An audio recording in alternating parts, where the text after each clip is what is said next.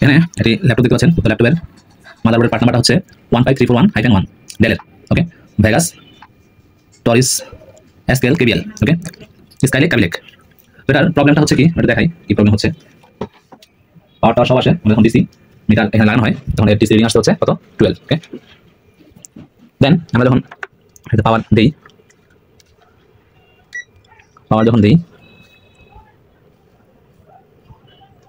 Fully পাওয়ার আসছে এখানে। ওকে, fully পাওয়ার আসছে এবং এটার প্রপার ডিসপ্লে আসে, কোনো সমস্যা নেই। প্রপার ডিসপ্লে আসে, এখানে চলতেছে মেশিন, দেখেন মেশিন চলতেছে। তো আমরা যদি ডিসপ্লে দেখি, কিবোর্ডটা অ্যাড করে ডিসপ্লে দেখি, এর মধ্যে কিন্তু আমাদের প্রবলেমটা দেখাবে কি প্রবলেম।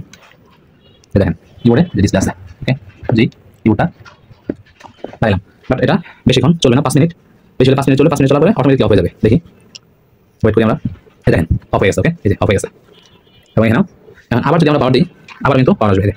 পাওয়ার দিলাম, পাওয়ার আসছে এবং এখনো ডিসপ্লে আসবে, বাট এটা 5 মিনিট না, হয়তো 2 থেকে 3 মিনিট চলে, দেন অফ হয়ে যায়। দেখি আবার কতক্ষণ অফ হয়। ডিসপ্লে কিন্তু অলরেডি আসছে, কিবোর্ড আবার দেখতে পাচ্ছি। দেখি কতক্ষণ অপেক্ষা করে। মোটামুটি একটা নির্দিষ্ট টাইমে এটা অফ হয়ে যায়। ফ্যানটা চালু হবে, অনেক সময় ফ্যানটা চালু হয়ে যখন লোড নিতে নেয় তখন কিন্তু এটা অফ হয়ে যায়। 300 থেকে 400 পড়ছে, জানি এই যে ফ্যানটা চালু হয়েছে, চালু হওয়ার সাথে সাথে অফ হয়ে গেছে। তো এরকম হলে সাধারণত এটা বায়োসের প্রবলেমের কারণে হয়। তো অনেক সময় যে বায়োস ব্যাটারিটা আছে, এই ব্যাটারি ডাউন হয়ে যায়। ব্যাটারি ডাউন হয়ে গেলে আমাদের অ্যামিজনের প্রবলেম হয়। অ্যামিজনে বায়োসের যে অ্যামিজন আছে, সেই অ্যামিজনের প্রবলেম হলে এই ধরনের প্রবলেমটা একটা নির্দিষ্ট টাইম পর্যন্ত ওপেন হয়, দেন এটা অফ হয়ে যায়। তো আমরা প্রাথমিক অবস্থায় এটা বায়োসটা করে দেখবো, বায়োসটা যদি করে কমপ্লিট হয়তো হলো, নয়তো আমরা বাকি অন্য কিছু দেখবো। তো এক্ষেত্রে আরেকটা জিনিস দেখা যায়, সেটা হচ্ছে যে আমাদের যে মেশিনের লোডগুলো আছে, সেই লোডগুলো একটু আমরা চেক করে নিই। 200 ওহমে দিয়ে দিলাম, এটা আছে 15 ওহম। ওকে, 2000 ওহম দেওয়ার পরে 15 ওহম, এটা আছে 9 ওহম, 4 ওহম, 713 ওহম, এটা ওভার লিমিট 16 ওহম। আমরা পাওয়ারটা অফ করে নিই। 16 ওহম, 9 ওহম, 4 ওহম, ওকে, 390 ওহম,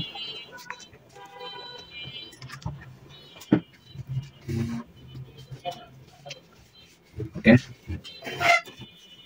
কোরের কোরগুলো দেখা যাচ্ছে 17 ওহম একটা, 9 ওহম একটা, ওকে, 4 ওহম। সম্ভবত জিএফএক্স 4 ওহম, মিনিমাম 4 ওহম থাকতে হবে। 41 ওহম, সম্ভবত এটা 1.8 হতে পারে। আর 5 ভোল্ট 3 ভোল্ট ওভার লিমিট আছে, নো প্রবলেম। তারপর হচ্ছে র্যাম 400 ওহম আছে।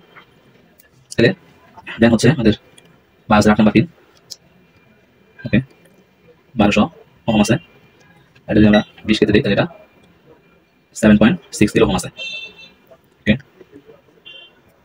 60 ওহম, 60 ওহম,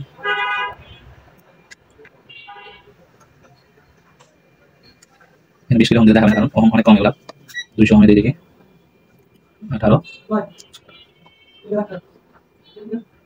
10 ওহম, 4.3 ওহম, ওকে। এগুলা ওকে আছে, বাট আমরা জাস্ট এখন বায়োসটা করে দেখবো। আর বায়োস করার ক্ষেত্রে এই সেম মডেল 15341-1 এই সেম মডেলই আমাদের কিন্তু 6 জেনারেশন 7 জেনারেশন হতে পারে, অথবা 5th জেনারেশন হতে পারে, ঠিক আছে। আমাদের বায়োস করার সময় অবশ্যই এই জেনারেশনটা অবশ্যই খেয়াল করে নিতে হবে।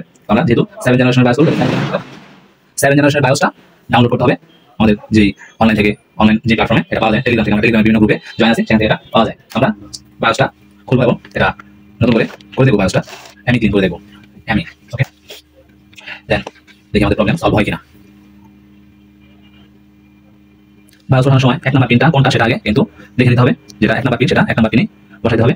দেন হচ্ছে আমাদের বায়োস করে নিতে হবে। আমরা বায়োস মেশিন হিসেবে ইউজ করতেছি SBOD 3। এখানে 1 নাম্বার পিন 2 নাম্বার পিন এটা কোনটা সেটা দেখে চেক করে দেন বসাইতে হবে। আর লেগুলো যদি বসাইতে চাই সেক্ষেত্রে কিন্তু পাবে না, ঠিক আছে, সফটওয়্যারে পাবে না। তো সেটা আমাদের একটু খেয়াল করে দিতে হবে। আমরা SBOD যে সফটওয়্যার আছে সেই সফটওয়্যারটা ওপেন করতেছি। এখানে দেখেন SBOD সফটওয়্যারটা ওপেন করতেছি।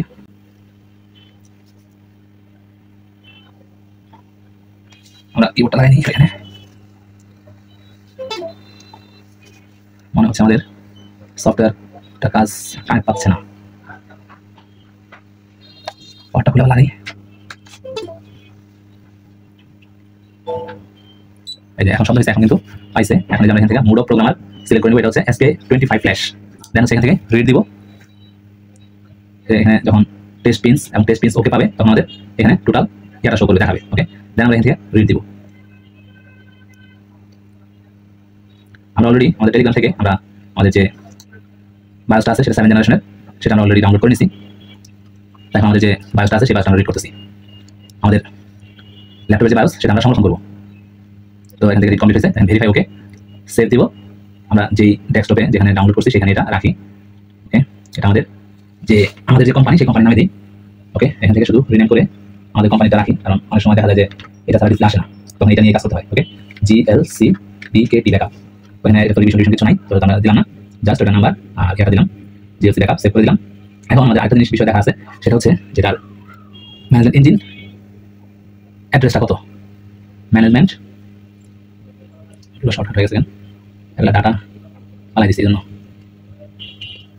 ME tools, ME analyser, Intel ME firmware, Intel ME analyser, দেখি এটা কাজ করে কিনা।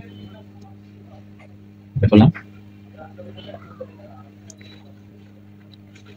ওকে, এখান থেকে এটা থেকে আমি এটাতে জাস্ট এখানে প্রেস করি, এন্টার দিই। এখানে দেখেন বিভিন্ন প্রকার এর ফ্যামিলি CSC ME দেখাচ্ছে, ভার্সন 11.6, 27, 32, 64। ওকে, তারপরে বিভিন্ন ভার্সন আছে, রিলিজ ভার্সন, টাইপ এগুলো আছে, তো এগুলো আমার দরকার নাই। 11.6 যেটা দেখলাম সেটা আমাদের মূল বিষয়, সেটা আমি দেখে নিছি। দেন আমাদের যে বায়োসটা সেটা 11.6 কিনা সেটা আমরা দেখে নিব, ঠিক আছে। বাট আমাদের যেটা আছে এটা হচ্ছে 11.8 ভার্সন, আপডেট ভার্সন। তো জেনারেলি আমরা লোয়ার ভার্সনে যাবো না, আমরা একটু আপডেট ভার্সনে যাবো, দেখি আমরা অন্য কোথাও এরকম আপডেট ভার্সনটা পাই কিনা, 8 সিরিজের পাই কিনা। আরেকটা ডাউনলোড করতেছি আমরা 16 MB Amazon ID BIOS tested, দেখা যাচ্ছে টেস্ট করা, বাট আমরা শুধু চেক করে দেখবো যেটা কোন ভার্সনের। ওকে, এটা ফুলি ডাউনলোড কমপ্লিট হয়নি, এখন হয়েছে শো ডাউনলোড। তো এটাকে আমরা জাস্ট এটা আমরা ওপেন করে নিই।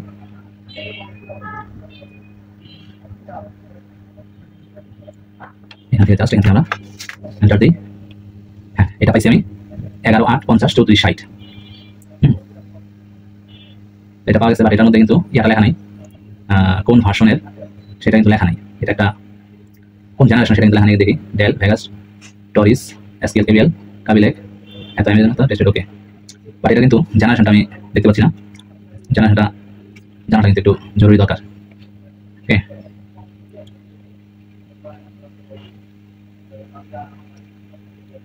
ওকে, তো আমরা ট্রাই করে দেখি, দেখা যাক এটা আমাদের বোর্ডের সাথে ম্যাচ করে কিনা। 16 MB show in folder, copy cut করে নিয়ে যাই। আমাদের যে ফোল্ডার আছে সেই ফোল্ডারে আমরা এটা অ্যাড করে দিই। ওকে, পেস্ট। ওকে, আমরা লাস্টে পাইলাম সেম, আমাদের যেটা দরকার সেটার মতো আমরা সেম পাইলাম। আমরা এখন এটা আবার কি হয়ে গেল,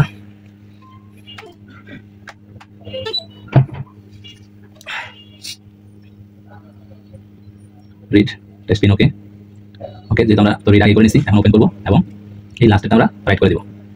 রাইট আর কিছু করতে হবে না, জাস্ট আমরা এখান থেকে রাইট করে দিব। ওয়েট করি রাইট কমপ্লিট হওয়ার জন্য।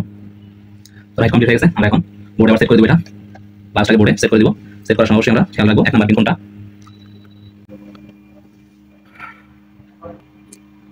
আমাদের বায়োস সেটআপ কমপ্লিট, আমরা পাওয়ার দিলাম। পাওয়ার দেওয়ার পরে এখন আবার অন করি, অন হয়েছে। কিবোর্ডটা লাগাই দিই, দেখি ডিসপ্লে আসে কিনা। এখানে 2 থেকে 3 বার রিস্টার্ট নেওয়ার কথা, রিস্টার্ট নিছে। রিস্টার্ট নেওয়ার পর কিন্তু আমাদের ডিসপ্লেটা আসবে 2 বার 3 বার রিস্টার্ট নেবে। 3 বার রিস্টার্ট নিছে অলরেডি, আবার রিস্টার্ট নিছে।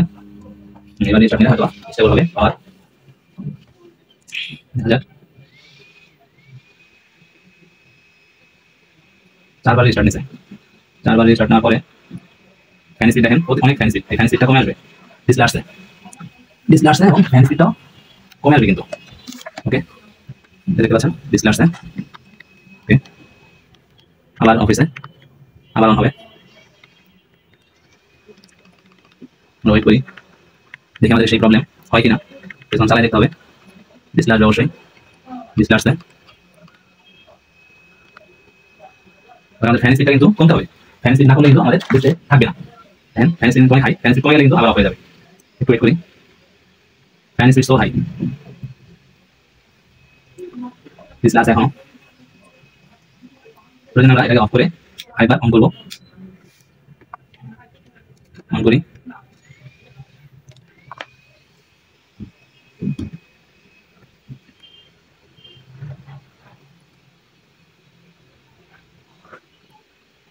ডিসপ্লে আসছে,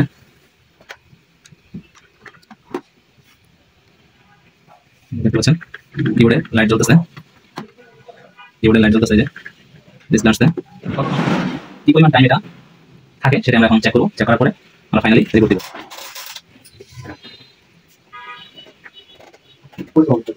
দেখেন ডিসপ্লে আসছে, দেখে আমরা কখন চলে, আমরা অনেক ধরে চালাচ্ছি, এখন আর রিস্টার্ট নিচ্ছে না।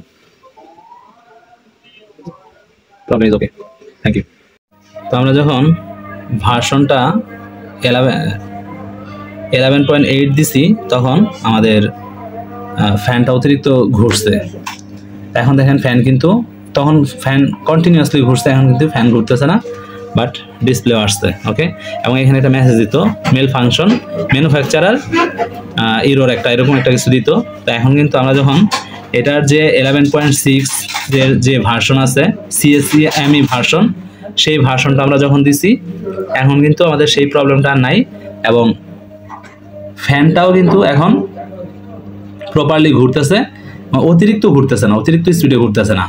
এখন জাস্ট এটার যে লেভেল আছে সেই লেভেলে একটা নির্দিষ্ট লেভেলে ঘুরতেছে। আগে যেই পরিমাণ ঘুরছে সেটা শব্দে আর কি মানে কান ঝালাফালা হয়ে যেত। এখন কিন্তু এটা একটা স্টেবল পর্যায়ে আছে ফ্যানটা, সঠিক বায়োস পড়ার কারণে। ওকে, আমরা সঠিক বায়োস দেওয়ার কারণে আমাদের প্রবলেমটা কিন্তু সলভ হয়ে গেছে। ধন্যবাদ।